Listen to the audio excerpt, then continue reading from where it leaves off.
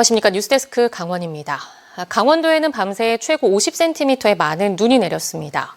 2달 가까이 이어져 온 건조특보가 해제되면서 산불 위험을 줄였고 겨울 가뭄 해소에도 보탬이 됐는데 최고 40cm 이상 눈이 더 내릴 것으로 보입니다. 박은지 기자입니다.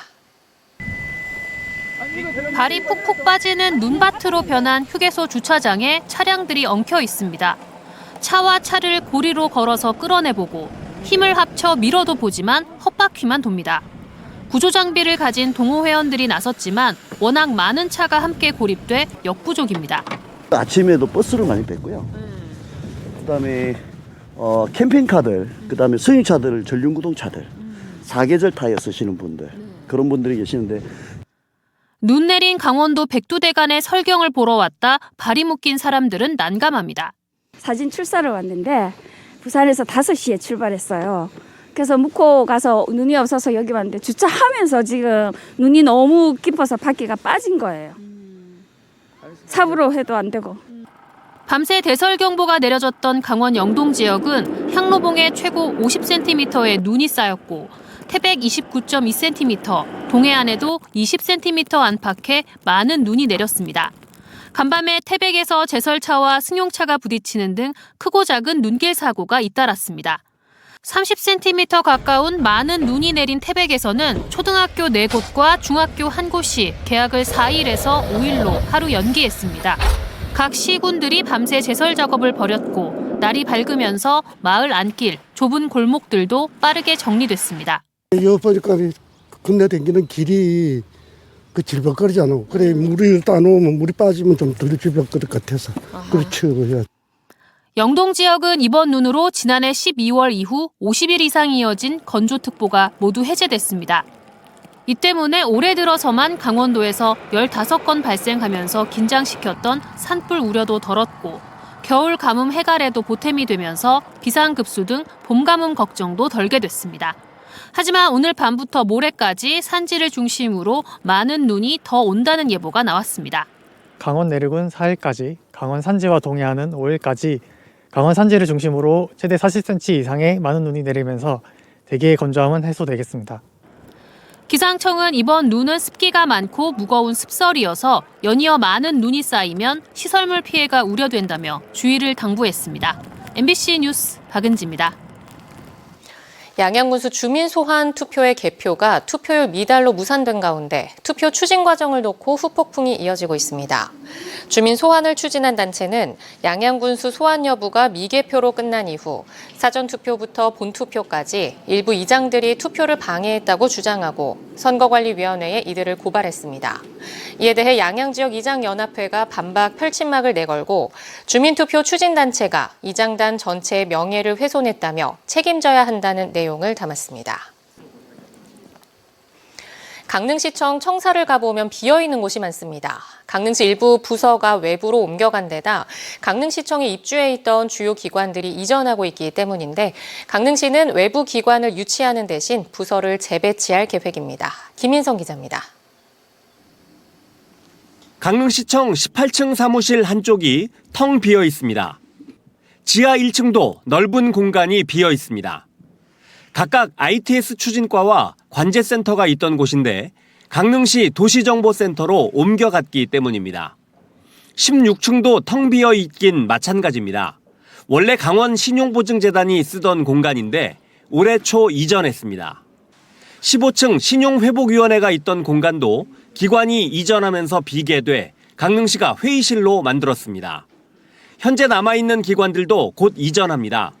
16층에 있는 한국농수산식품유통공사는 강릉시와의 계약 기간이 아직 1년 남아있지만 오는 4월 서둘러 이전하기로 했습니다.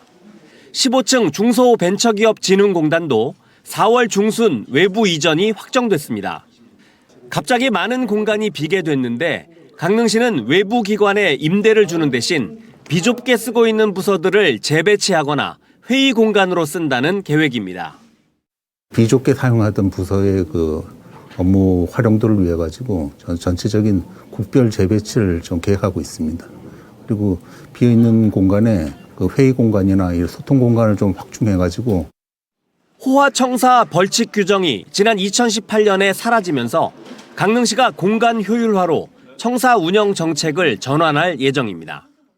우리 시는 예전에 호화청사라는 오명하에 많은 페널티를 받아왔는데 기획 예산가에 그 페널티 항목이 있는데 그 항목에 공공청사에 대한 페널티 부분이 사라졌습니다. 저희가 사무 공간을 활용하는 데 조금 더 자유로워질 수 있고. 강릉시청의 가장 비좁은 공간은 우선 9층으로 문화관광해양국 5개 과와 국장실이 있습니다. 또 5층엔 복지민원국의 4개 과와 국장실까지 있는 등 비좁은 상황입니다. 강릉시는 3월 말까지 구체적인 부서 운용 계획을 마련해 모든 외부 기관이 이전하는 4월부터 청사 재배치를 실행한다는 계획입니다. MBC 뉴스 김인성입니다. 강원도 국립박물관이 단위 인구당 개수는 가장 많으면서 문화체육관광부 평가를 통과한 비율은 가장 적은 걸로 나타났습니다. 지자체들이 실속 없이 박물관 숫자만 늘리고 있다는 건데요. 올해도 문체부 평가를 앞둔 가운데 대대적인 정비가 필요합니다. 이병선 기자입니다. 영월의 9개 국립박물관 가운데 하나인 동강생태정보센터입니다. 동강의 생태 현황과 서식하는 동식물을 소개하는 게 목표지만 사진과 간단한 설명이 관련 콘텐츠의 전부입니다. 같은 부지에 있는 사립곤충박물관과 묶어 표를 판매할 뿐 전문 인력도 없는 이곳을 박물관으로 보기는 어려운데 개관 16년 만에 아예 박물관 이름을 뗄 준비를 하고 있습니다. 운영이 좀 어렵다고 판단이 돼서 추가적으로 시설들도 이제 2010년부터 이제 운영이 되다 보니까 좀 노후화도 됐고 리모델링도 좀 필요하고 해서 석탄산업의 부흥기를 박물관으로 만든 탄광문화초는 한 해 3만 명 정도가 찾습니다. 석탄 광업소가 있던 마차리의 풍경을 그대로 재현해 재방문자도 많지만 보유한 유물은 영월군 통합수장고에 있고 이곳에 전시된 건 없습니다. 이것도 학예직을 비롯한 전문 인력이 따로 상주하진 않습니다. 비단 영월만의 문제는 아닙니다. 강원도 전체로 보더라도 박물관의 전문 인력은 매우 부족한 상황입니다. 강원도 전체 박물관은 공립, 사립 등을 합쳐 모두 100곳으로 전국에서 유일하게 100만 명당 박물관 수가 30곳을 넘습니다.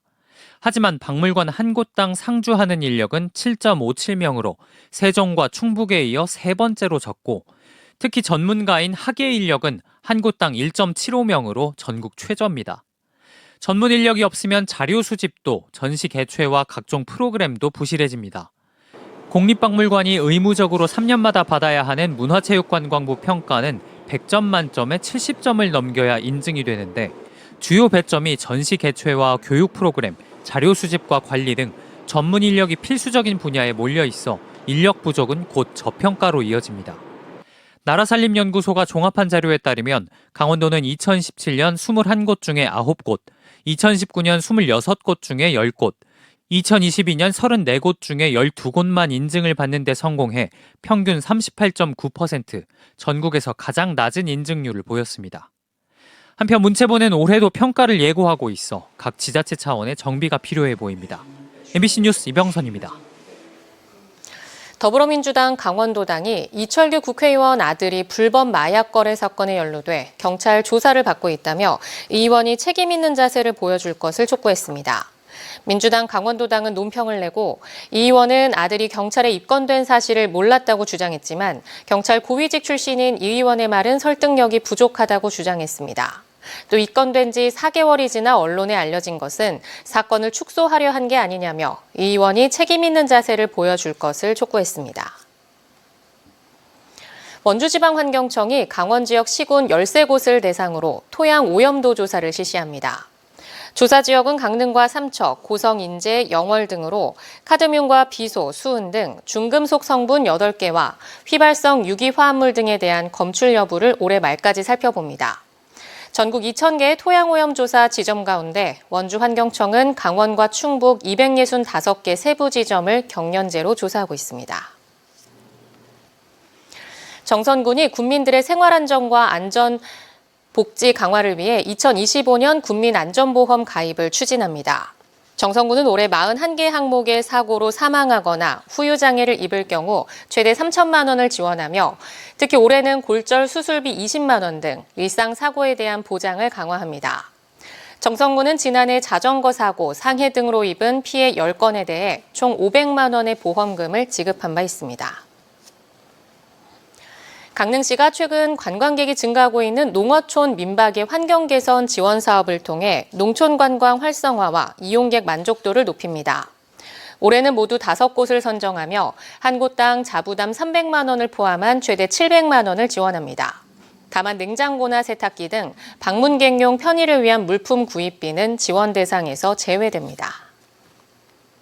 강원뉴스 마칩니다. 시청해주신 여러분 고맙습니다.